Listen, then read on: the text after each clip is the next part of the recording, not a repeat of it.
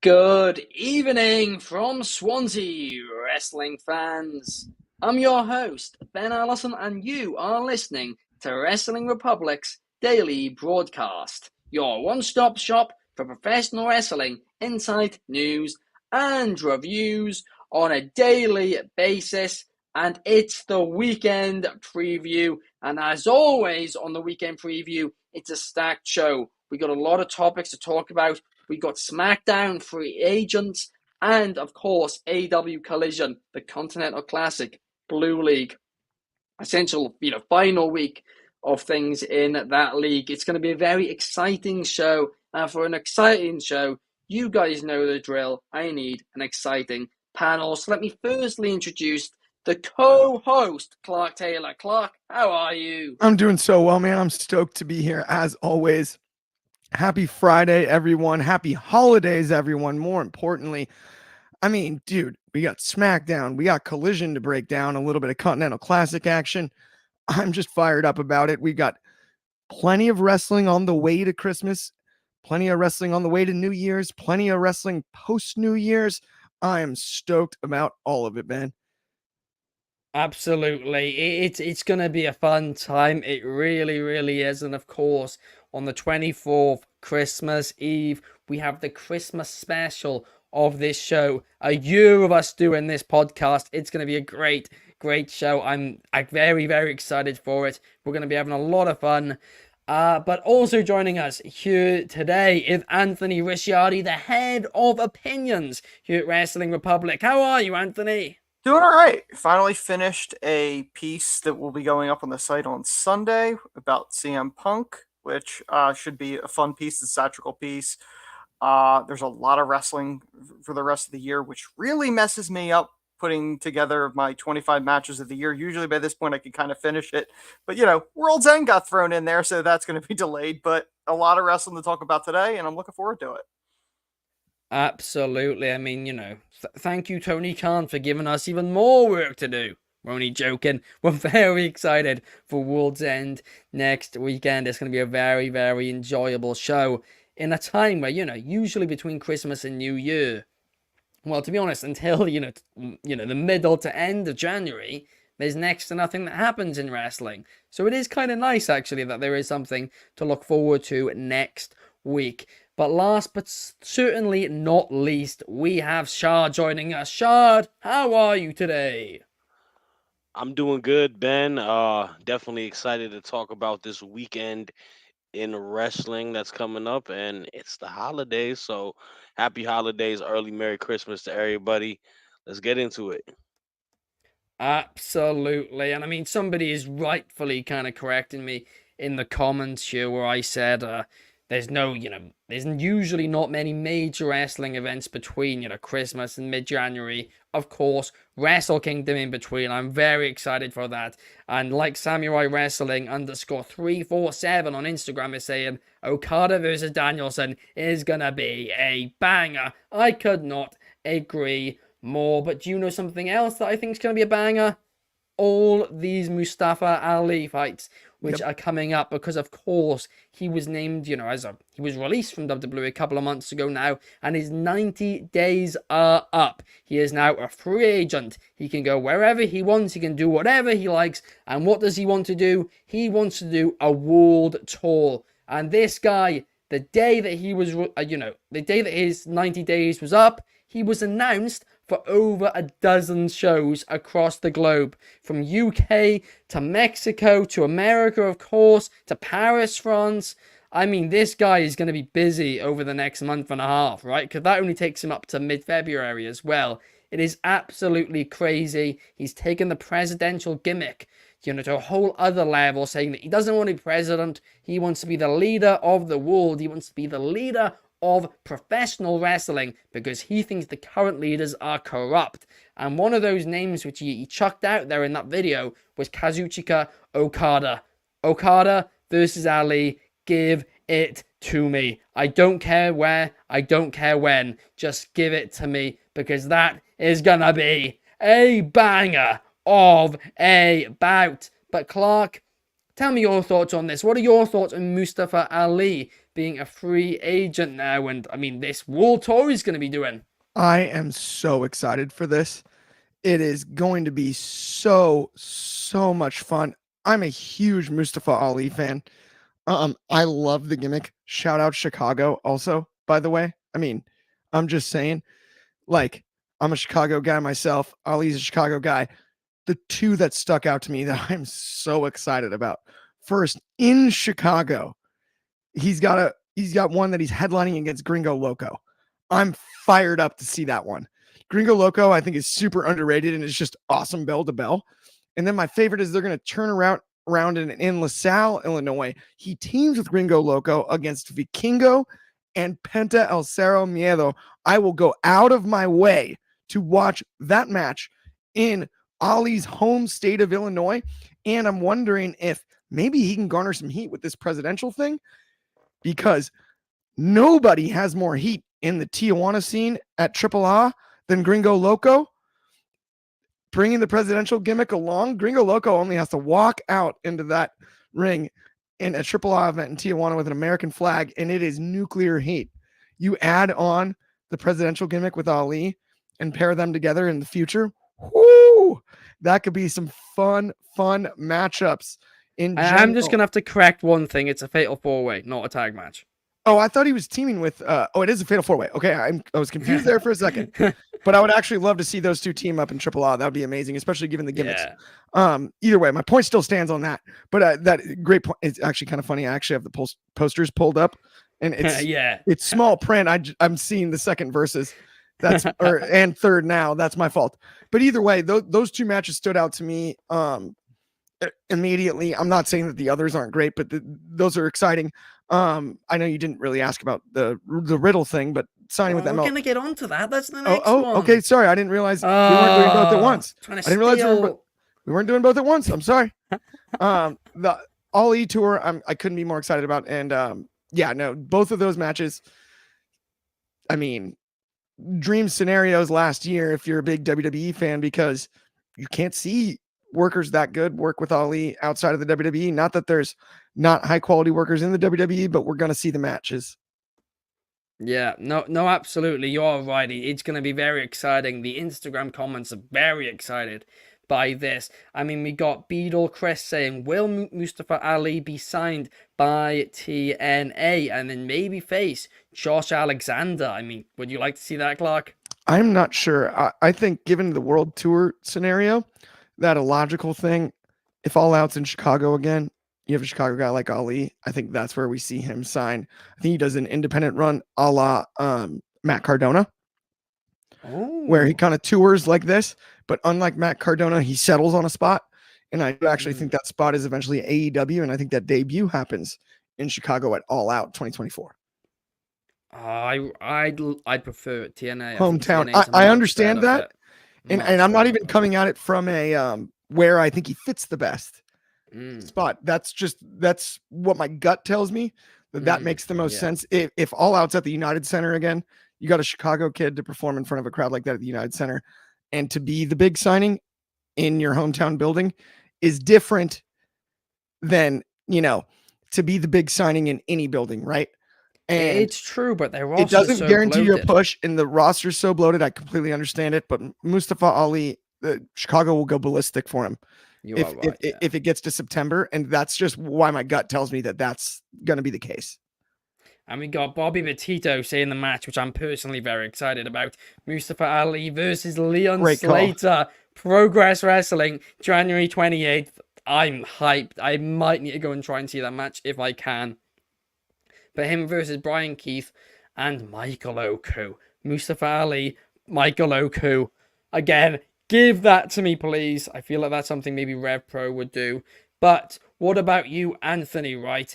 Of course, there's a lot a lot of free agents, but another one is Matt Riddle, who of course now free agent. Well, actually, he isn't anymore. He was a free agent for just a few hours, and then he signed with Major League Wrestling. He is back in MLW. He wrestled there before, of course. How are you feeling about, Matt Riddle's decision to sign with MLW? Is it a good fit for him?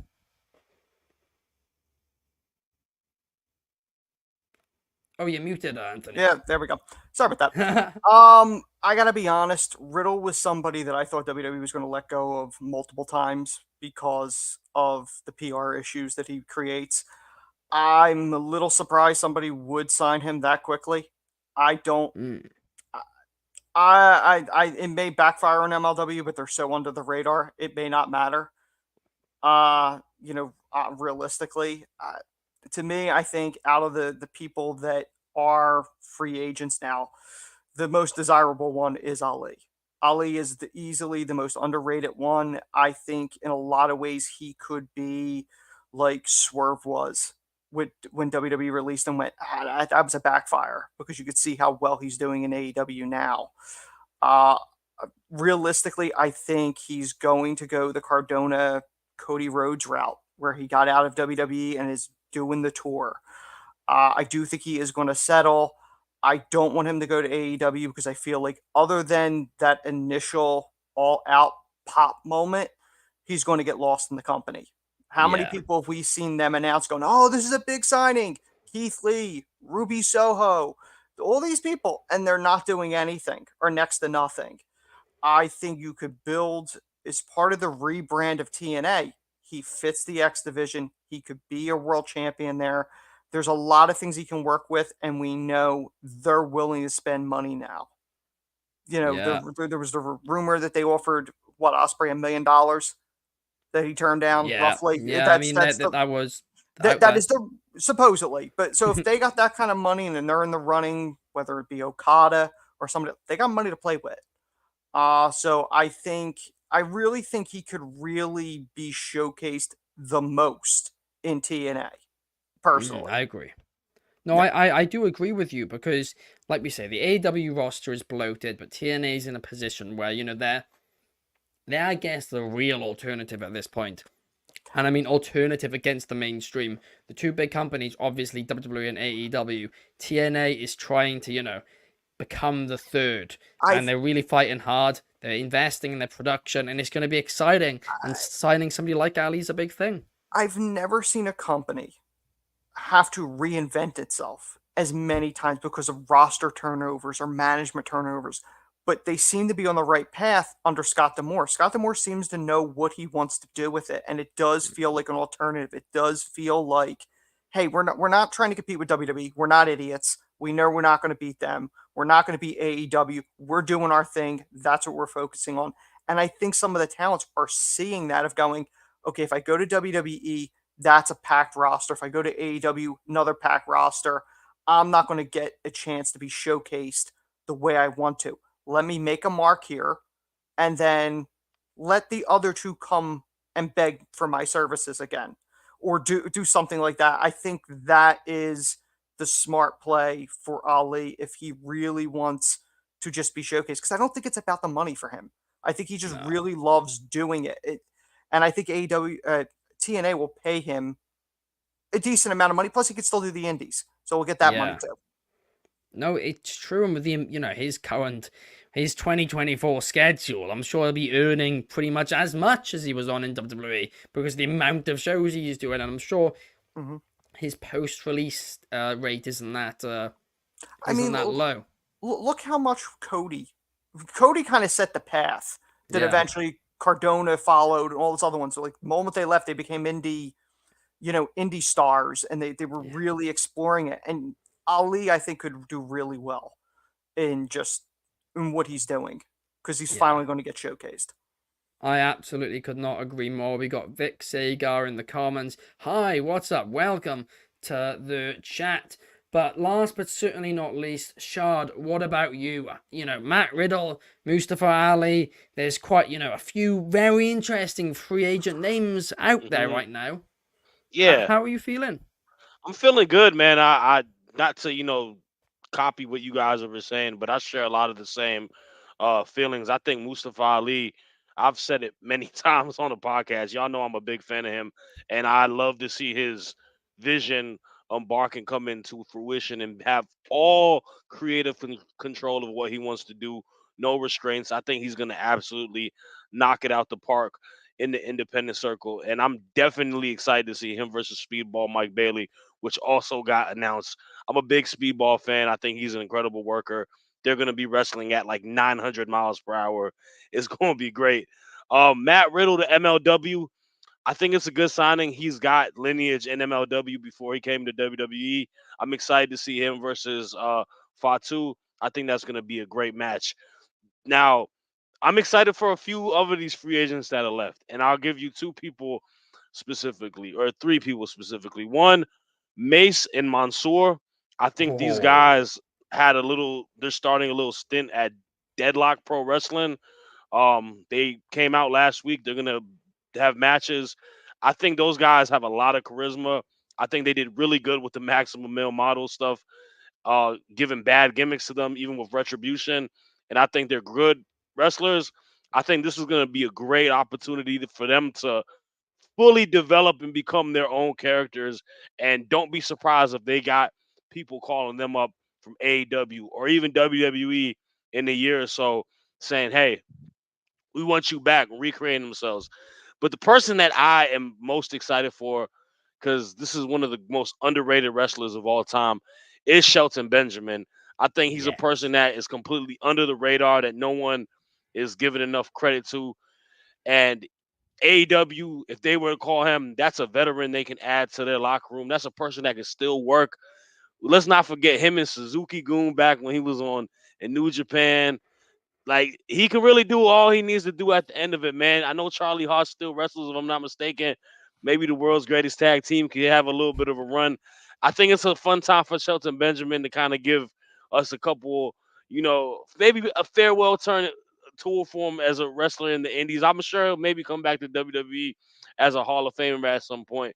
But I'm definitely excited. I want to see where he gets plugged in. Even going to TNA, man, I think he'd be a great person to add onto their roster as a veteran, and just having like him versus Josh Alexander, that's something I would not mind seeing at all. So all in all, man, there's a lot of good free agents in this exciting time. So best of luck to all of them.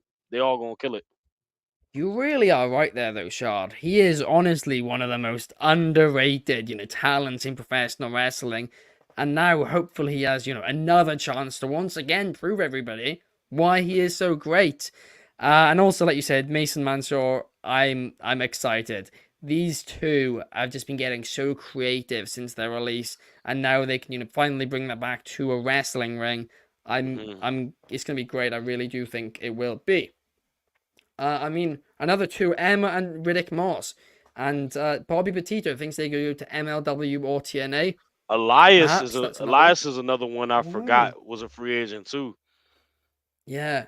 That does sound like a TNA-esque, actually, Elias. It Yeah. absolutely does. But now let's move on. Let's move on to talk about tonight's episode of Friday Night SmackDown. Of course, it was pre-taped. We're not gonna spoil anything. Don't you guys worry. We're anti-spoilers, anti all of that.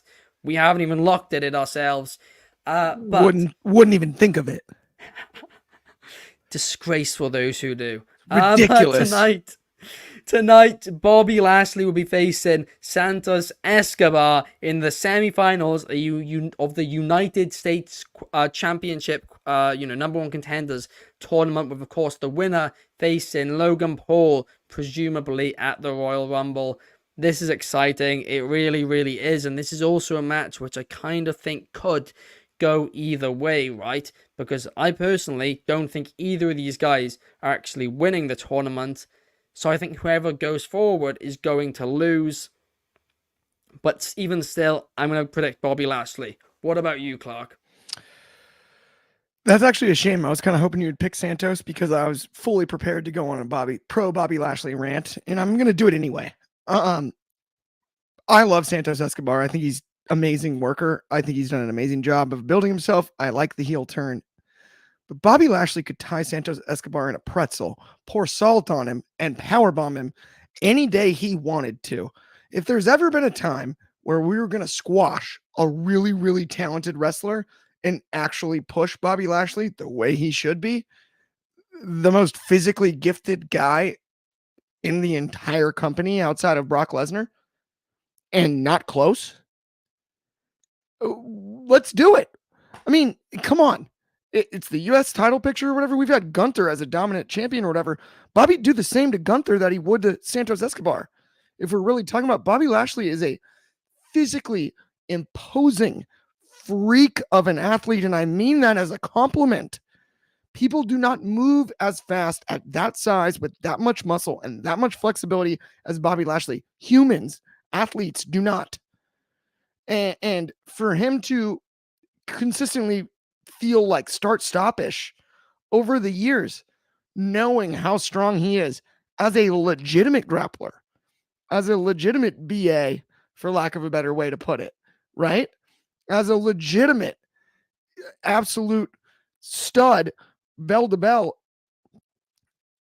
I would love to see Bobby Lashley pushed in. The fact that he's nowhere near the main event scene. We got robbed of Lashley and LA Knight at last year's Mania, and we haven't seen anything out of Lashley other than pairing him with the Street Profits in a way that has devalued both. We have watered down both. And I'm sick of that. I'm sick of seeing it because both are so good. And this isn't even about the Street Profits. It's about Bobby too. Bobby deserves better. And that's no knock on Santos. But if they're gonna fix something, Bobby Lashley wins this dominantly, clean, 1, 2, 3, right in the middle of the ring. You know what, Clark? I actually couldn't agree with you more on that one. They need to prove Bobby Lashley's dominant once again. It's just the issue is I don't think he's winning this tournament. I know, and therefore I'm almost thinking, do you do some shenanigans tonight against such a a heel like Santos Escobar that cost Bobby Lashley? And then, therefore, when the winner faces Kevin Owens, spoiler next week. Well, not an actual spoiler, don't worry, but spoiler. That's my not next a real prediction. spoiler. But next week. But yeah, that's kind of my guess almost. And I'm taking my prediction back. I'm going Santos Escobar, unfortunately. See, I could see Kevin Owens right. beating Bobby, and then tell us a story on how Bobby ends up losing that one. I would be cooler with that. Yeah. Than him losing to Santos in this one. I just. The fact that Bobby Lashley, we're going into Mania season and we're talking about all these behemoths and how many baby faces are over and all of that. And you have a tailor-made world-class, absolute world beater of a heel in Bobby Lashley sitting in a position where we don't discuss him until he's in the semifinal match against Santos Escobar. It to me, that's a name we should be talking about alongside because you need heels for baby faces. So we should be talking about him alongside like McIntyre and all of the heels that we are talking about to match up with those baby faces. But the fact that Lashley's not even in the conversation and still in the company, it just bothers me. It irks me. I actually could not agree with you more. Yep, I am too, Clark. I agree with you there. Come on. And I agree with the Street Profits as well. But let's make them a dominant faction. Let's do it. Let's make them what they should be. It's not hard. Let's do it. What are we doing here? What are we doing? You bucket better, all those phrases, right? The only thing you're not hearing is it's a banger of a bout because they're not having any high-profile bouts. No, but anyway, let's move on to what could be a banger of a bout, and that is Carmelo Hayes, who is him facing Kevin Owens. This match, I'm excited for it. I'm waking up early tomorrow morning to watch this because, it gets me excited. It really, really does. But even though I'm a big Carmelo Hayes fan, I do think Kevin Owens is getting the victory tonight. What about you, Anthony? This is absolutely a showcase match for Carmelo. I mean, right now they're quasi-teasing a heel turn for him in NXT, so I don't picture him getting far in this tournament. I feel like Kevin Owens is going to win. And I think I said previously when this tournament was originally announced, Logan Paul's a heel. A face is going to win this tournament. Kevin Owens is arguably the face out of this match because Carmelo is like on the razor's edge of whether or not face or heel with the whole stuff with Trick Williams on NXT. So I think KO is going to win. I think it's going to be a great showcase for Carmelo because KO will definitely make sure that even though Carmelo doesn't pick up the win, he gets the shine in the match, on the main roster for his first go around. But I do think KO wins. Yeah, no, I do 100% agree with you there, Anthony. KO, get in the wing. KO Logan Paul, like you said, KO is loved. Logan Paul is hated. I Mm-hmm. mean, that's a match made in heaven in professional wrestling. A great heel, a great babyface. Put Mm-hmm. them together. Money, money, money, money, money. It's as simple as that. It's not hard. No. It's not a hard formula, despite the fact it might seem it at times. Some of this booking we're talking about every week, but that match would certainly be very, very entertaining. But Shard, I just talked about complaining. Last week I complained a lot about a segment on AEW Collision, and that was the return of Thunder Rosa. I love Thunder Rosa. I didn't Absolutely even love talk her. about that yet. I actually love all four women involved in this, right? I just thought the Sky Blue turn, you told us the opposite story, then suddenly changed the story last week, which in itself I didn't think made sense. But okay, if you're doing that, all right, cool, make it make sense, whatever. But they didn't even give time for that to breathe. They had Thunder Rosa return, and after Kobe broke it down, I didn't have as much issue about how Thunder Rosa returned, her coming from the commentary desk, which I didn't know at first. I thought she was just randomly in the crowd or something. That made a lot of sense. I have no issue with that. But the rest of it, well, that's where I had the issue with. But tonight, they're rushing straight into this match. They're not waiting. They're not telling a story. They're just like, oh, 1 week story. That's good enough for the women's division. Again, fuck this women's division better, please. Please, please, please. But anyway, tonight, tomorrow night, Collision. Thunder Rosa's teaming up with Abaddon to face Julia Hart and Sky Blue. I mean, Shard, am I being too harsh about this? Are you excited for this? Tell me your thoughts on it. So, man, how do I say this? I don't think you're wrong in a sense. I was vocal about my frustrations with last week as too. I didn't get to talk about it on the podcast, but I mean, even to the point of her working, the Spanish commentary. What are we doing with that? Like, we gotta value Thunder Rosa. Thunder Rosa, like I said it yesterday, we talk about Rio was the inaugural champion. Thunder Rosa is historically one of the top women's champions, one of the top signings that they've had from another promotion, and what got built into it when she was on NWA, then coming into AEW, had a classic match with Britt Baker, had a classic rivalry with Britt Baker at that. One of the best women's rivalries in professional wrestling the last few years. And I feel like just the importance of how she came back, her being out of wrestling for a while could have been booked completely different. I feel like there was an essence of a moment that could have been created with her music hitting and everyone excited to see her come back. So I wasn't a big fan of that. The storyline itself, I mean, the Julia Hart and Sky Blue, you know, tag team duo story. I agree with you on that. I feel like if you were going to do it, you should have done it prior to it. There isn't a lot of sense made for it because the big thing is what she didn't want to align with her. So what made you want to align with her? But that doesn't make me, I guess, too insulted. I'm somewhat excited for the match because I do like all competitors that are in the match. I think Thunder Rosa is one of the best. I like Julia Hart and Sky Blue a lot, and Abaddon is the definitely interesting character in her own right. So it should be cool, but I don't know, man. I just feel like Thunder Rosa could do a little bit more, do a little bit better. Because if you're putting her in a feud with Julia Hart, I don't think that she should lose to Julia Hart. But then again, I don't want Julia Hart to lose the title already. I feel like Julia Hart can have a nice little reign. Like, I see a lot of potential with Julia Hart's character, with her being so sinister and being part of the House of Black, and kind of like in a way of Rhea Ripley, right? Where she's the woman in an all male faction, and she kind of controls more power than you imagine it could be.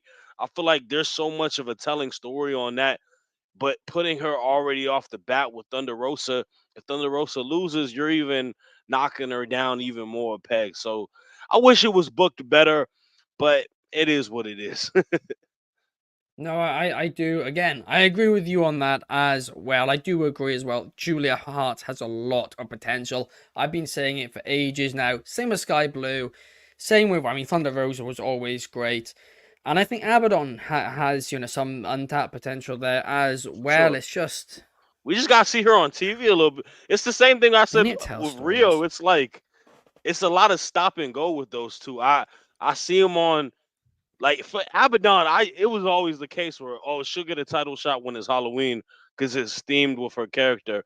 But it's like why isn't she on television more? Like and she's more than just looking scary and being a monster. You can tell stories upon like that. Like there's a lot of creativity that she's put in with the character.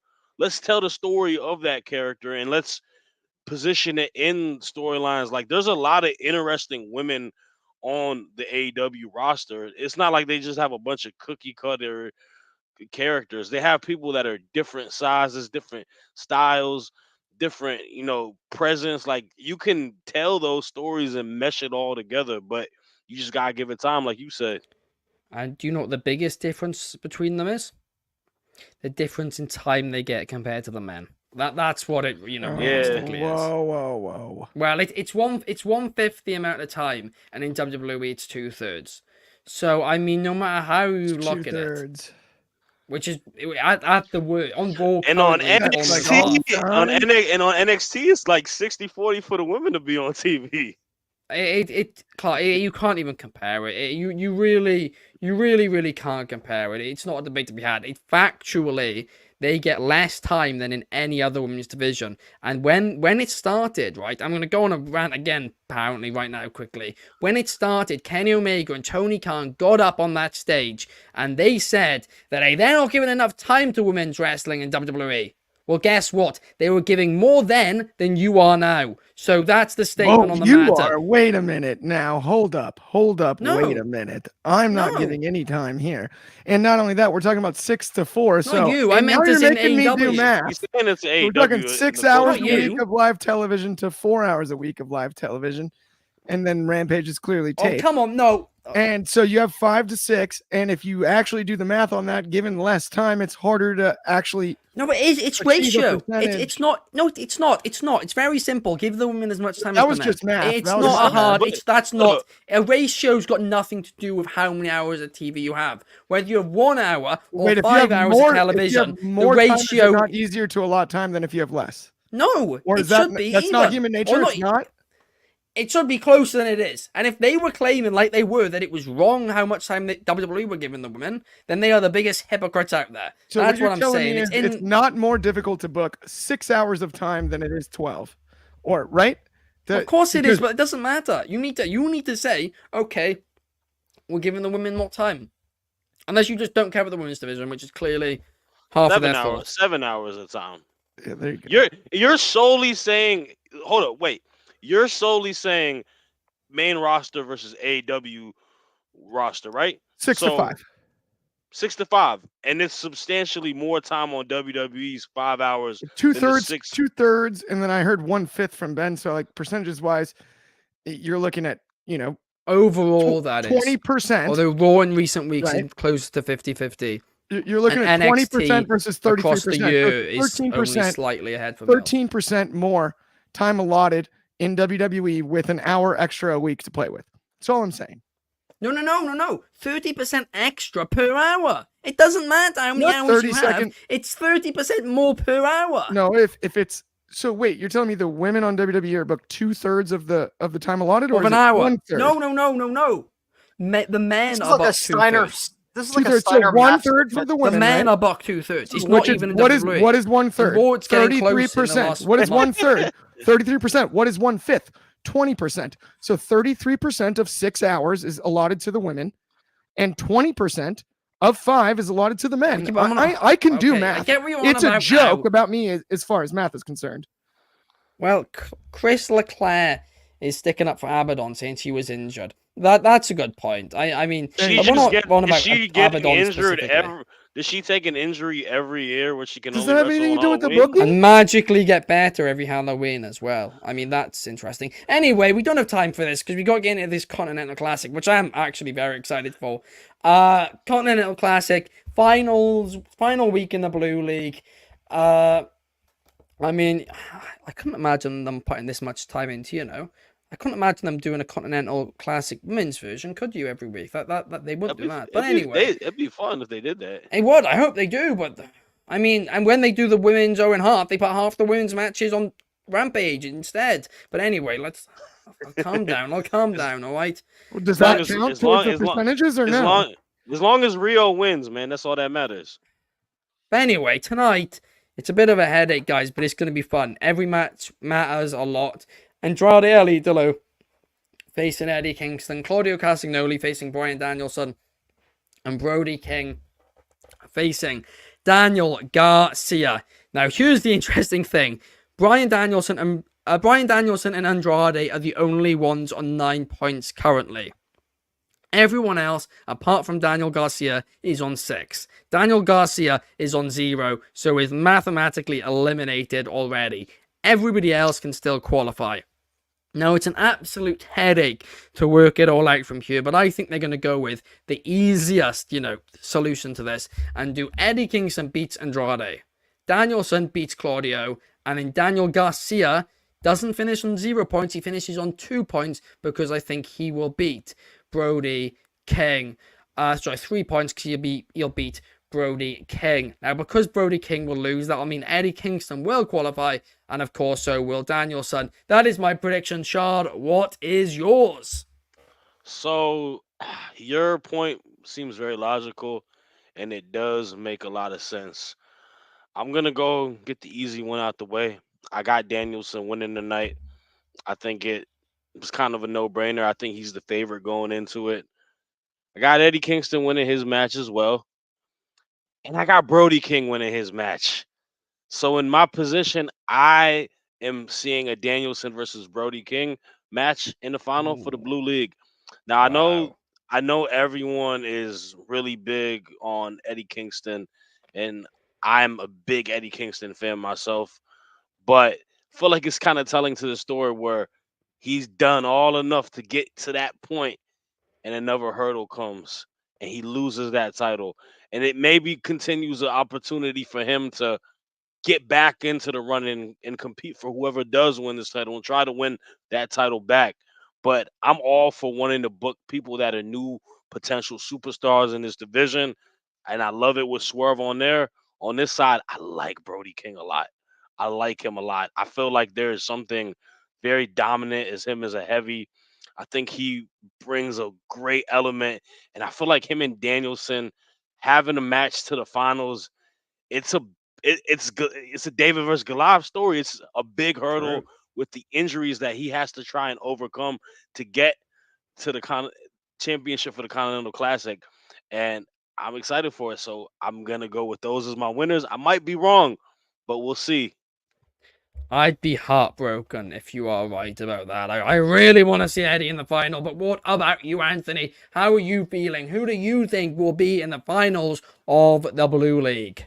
I think Danielson will definitely be in the finals. You said Kingston still in the running, or Yeah, everybody but Garcia's in the running. Okay, Yeah. so I could see Danielson and Kingston. Ultimately, when all is said and done, I do think this should go Swerve against either Danielson or Kingston and have Mm. Swerve go over, because I feel like this tournament, to really make it worth it, which it hasn't always felt that way, is it needs to make somebody, and having Swerve get a win over Jay White and Moxley, and then get a win over somebody like Danielson, a former world champion. I think that really would help add to the lineage or the prestige of winning the title and add to Swerve. I think that's the smart play here when all is said and done.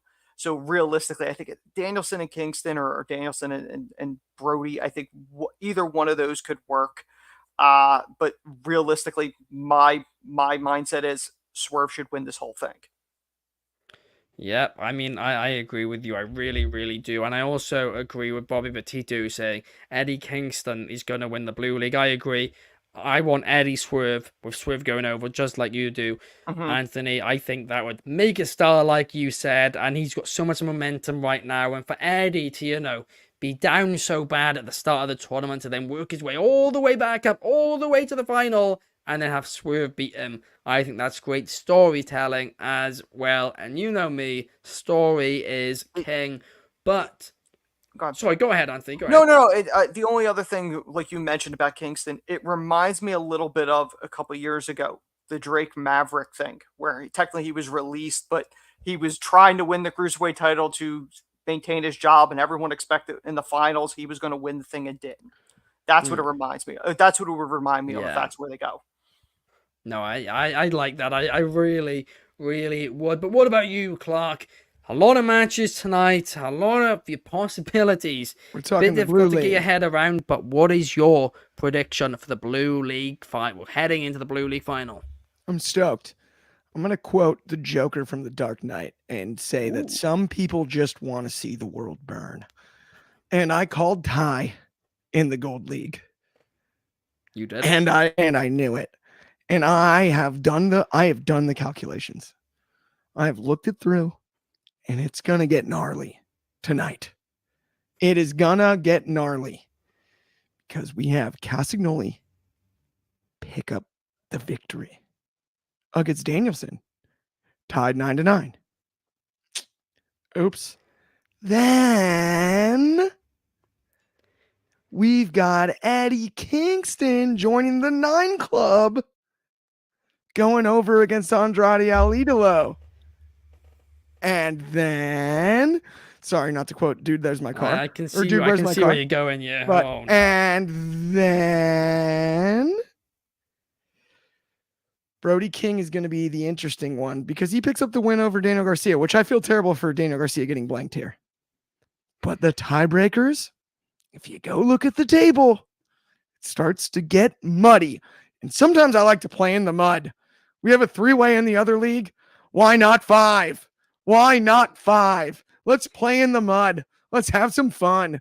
Put on a 5-way classic. We did it with Brock Lesnar at day 1, not that long ago, with Big E losing his title. That was the only way we could have Big E lose his title in a 5-way. We've seen 5-ways before. Why not this one? We got 5 absolute studs. The league has been fun, period. It's already been muddy. Why not pour some water on it and play in it?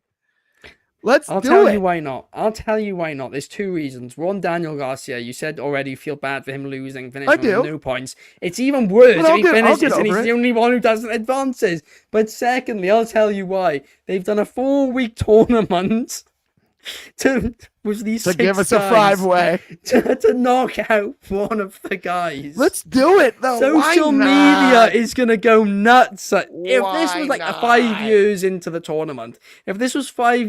tournament, I would actually said love to see it because that 5-way would be sick. It would be fun as could be. It would, but the first year, social media is going to go on fire. Everybody's going to say that just the format failed because it managed to, it's a 12-person tournament. It's meant to be 2 people advancing, and instead of 2 people advancing, you get 7 people advancing. Eight people advancing. You might as well have just done it. No, it is set. I know you. I know it is. I can't do maths today. No, Ben. You might as well do an 8-person single elimination. At that point, is the irony. That's the funny part. But I'm sorry. Let me remove myself from like the wrestling fandom part of it and like the wrestling podcaster part of it. The funniest thing about it is, like we talked about earlier in the tournament, like, well, fans don't want to see draws. It's like, well, okay, no draws, but let's just have everybody tie. How do you like this? Like, it's so funny. The irony part of it to me, outside of like the wrestling fandom part of it, is even more hysterical because it's like, oh no draws, which would have totally changed up the standings and could have made it easier to get to leave the group. I'm like, it's an indictment on the World Cup tables as much as it's an indictment on the format for this. It's like, well, draws are available, but we can't have them because people will be upset by that. How about if everybody ties instead? Everyone gets a participation trophy. Exactly. It's comedy to me, actually, the way that it turned out. Wait a second. Are you criticizing AEW booking? No, not at all. I actually enjoy it. I want the tie. I'm rooting for the tie. I don't think it will happen.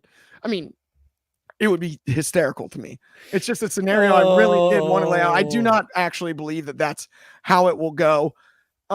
But man, would it be funny if that's the route they went? Because the math adds up. It works. And It does. It does. And I thought it didn't, but it does. But I mean, listen, if Eddie and Swerve advance and Swerve wins this tournament, I'll get on my feet and give them a standing ovation for the booking of this tournament. Because that would be phenomenal booking. To me, I agree. Well, and the other thing is, I will say this, and this is not me trying to advocate for the 5-way, but if it were to happen and they put on a great match and Eddie ends up winning it, and we do end up with Eddie Swerve, at the end of the day, we'll have a good laugh about this, especially after this discussion, right? Oh no, I'll be sending in I'm not even on tomorrow's show. Actually, what am I saying? I'm on we'll be covering it on Sunday if that happens, just so I can complain on the Christmas special. But guys, we are now wrapping up. It is the end of the show. Thank you guys so much for watching. If you did enjoy, please like and subscribe on YouTube, follow on Twitch, Cheeky 5 Stars on Spotify, follow on Instagram, and follow on X as well. Thank you guys so much. Thank you to Clark,